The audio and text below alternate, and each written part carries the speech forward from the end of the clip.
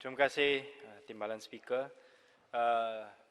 Pada pagi ini saya telah berikan dua contoh di mana individu-individu tertentu tidak akan dibantu oleh akta ini dan menunjukkan bagaimana saving clause ataupun faza kecualian akan digunakan untuk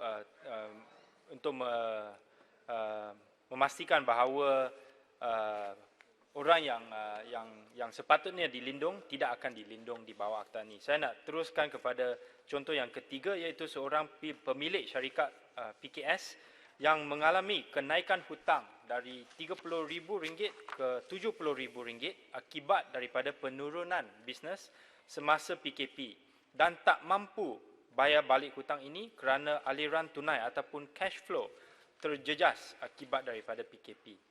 Walaupun Seksyen 20 RUU ini meningkatkan ambang minimum hutang daripada RM50,000 ke RM100,000, tetapi jikalau pihak pemiutang memulakan prosiding kebankrapan terhadap pemilik syarikat PKS ini sebelum akta berkuat kuasa, akta ini juga tidak terpakai seperti mana yang Sungai Buloh telah bentangkan tadi dan tanyakan soalan ini kepada Jelebu, Yang Berhormat Jelebu.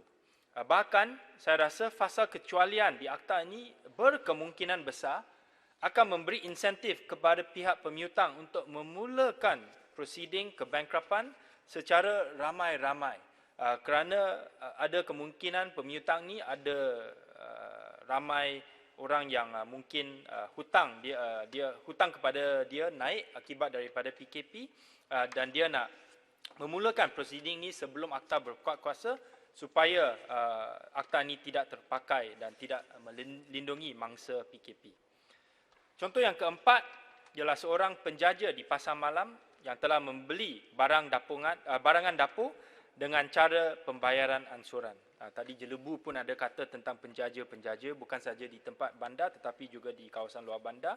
Oleh kerana penutupan pasar malam semasa PKP, penjaja ini tak dapat berniaga dan tidak ada sebarang pendapatan. Dan pada masa yang sama tidak mampu membayar ansuran barangan dapur.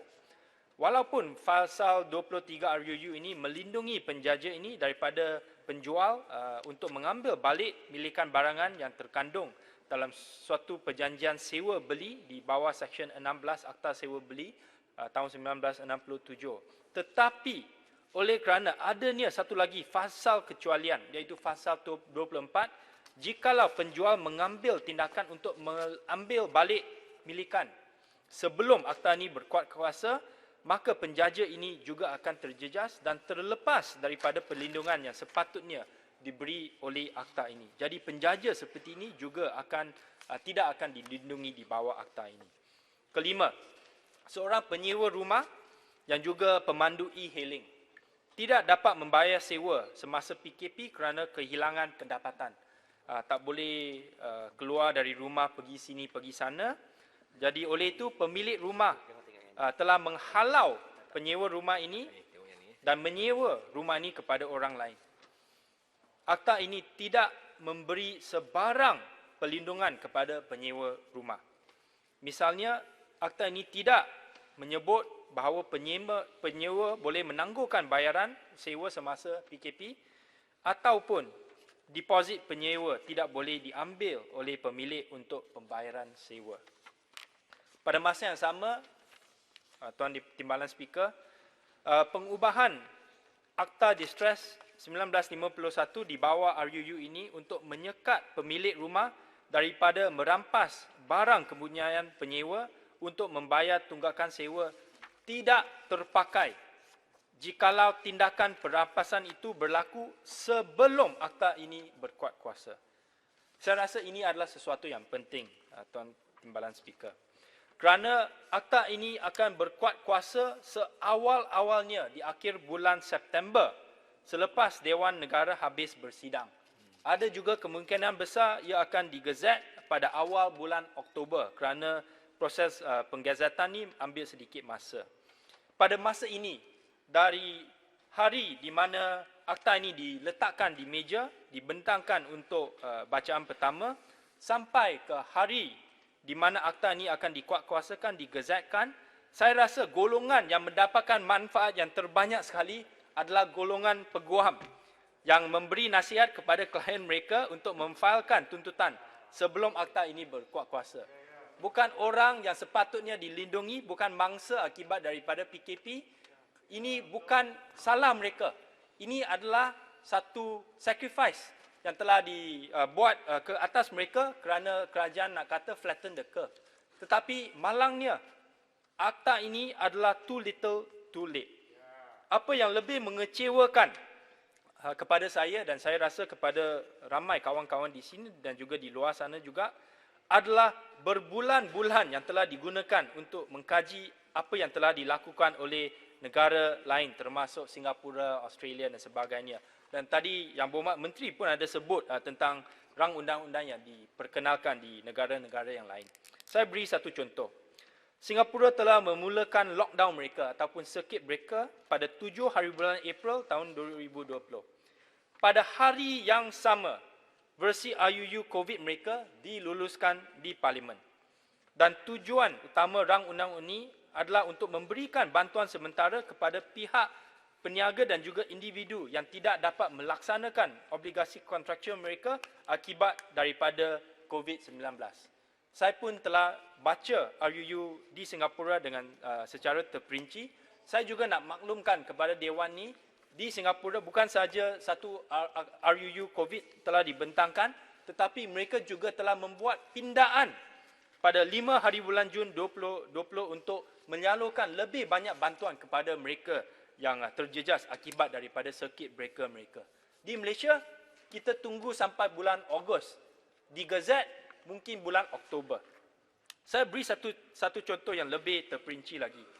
Tahap perincian untuk RUU di Singapura berkenaan dengan langkah-langkah perlindungan dalam versi Singapura jauh lebih mendalam berbanding dengan RUU COVID Malaysia. Sebagai satu contoh, RUU di Singapura menyatakan bahawa tuan tanah tidak boleh mengeluarkan wang jaminan penyewa ataupun deposit untuk membayar tunggakan sewa semasa tempoh lockdown. Saya tak tahu sama ada kementerian ada mendapatkan angka-angka ataupun maklumat yang terkini tentang isu seperti ini, tetapi saya rasa ada banyak perkara ataupun peristiwa di mana ada pemilik rumah yang telah rampas ataupun confiscate ataupun melucutkan deposit penyewa akibat daripada PKP di mana penyewa tidak boleh membayar sewa kerana tidak ada pendapatan. Singapura juga memberi lebih banyak bantuan termasuk wang tunai dan geran yang lain untuk meringankan keperitan ekonomi yang timbul daripada lockdown mereka. Saya beri satu contoh. Untuk Malaysia, wage subsidy program ataupun bantuan subsidi upah PSU memberi RM1,200 saja kepada syarikat yang kurang daripada 76 orang. Tetapi di Singapura, untuk syarikat di Singapura, kerajaan Singapura membayar 75% daripada gaji dan subsidi upah ini telah dilanjutkan ke Mac tahun depan dengan kadar di antara 10 sampai hingga ke 75% daripada gaji pekerja.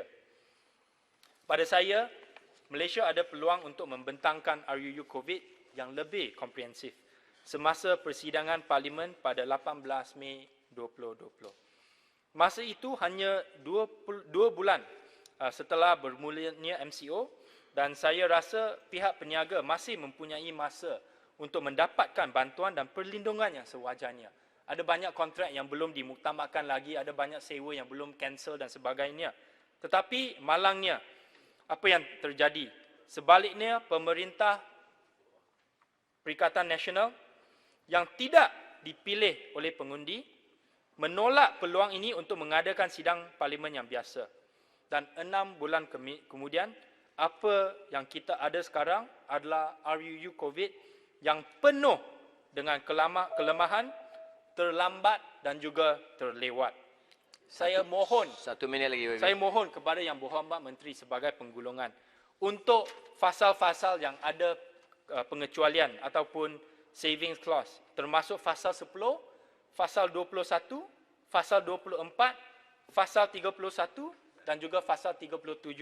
Saya cadangkan supaya semua pasal ni dikeluarkan daripada akta ini, dan jikalau ada apa-apa ketidaksetujuan di antara mana-mana pihak, misalnya pihak pemilik dan juga pihak penyewa, mereka boleh bawa kes mereka, termasuk kes yang telah dimuktamadkan, yang telah diselesai, bawa kepada pengantaraan ataupun mediator yang juga termasuk di pasal 9 dalam akta ini. Ini akan menjadikan situasi lebih adil kepada semua yang terjejas akibat daripada PKP ini dari bulan Mac sampai ke sekarang. Dengan itu saya mengucapkan terima kasih. Terima kasih Yang Berhormat Bangi.